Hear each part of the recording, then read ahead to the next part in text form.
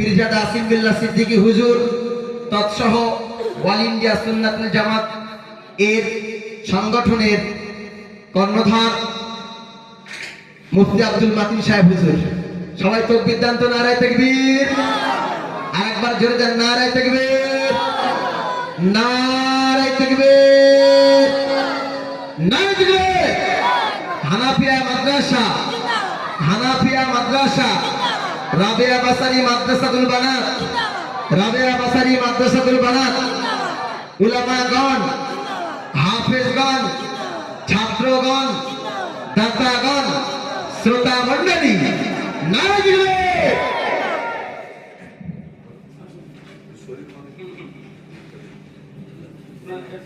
জি আপনি হাত দিলে দাও, ইস্তার হাত তুলে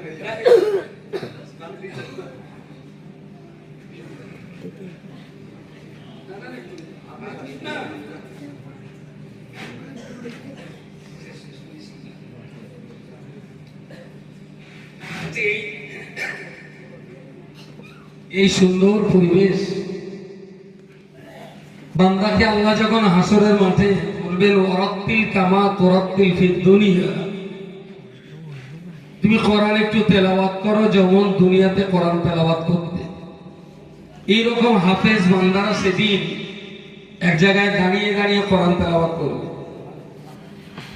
আল্লাহ বললেন হলো না, জিজ্ঞেস করবে আল্লাহ কি পড়বো, কিভাবে পড়বো? বলবেন জান্নাতের সিঁড়ি আছে, নিচেটা যত মর্তবা, এক ধাপ উঠলে আরো তত মর্তবা বেশি, আর এক ধাপ উঠলে আরো মর্যাদা বেশি, আর এক ধাপ চড়লে আরো সম্মানের জান্নাত। আল্লাহ বলবেন একটা করে আয়াত পড়ো আর এক ধাপ করে ওপরে ওঠো।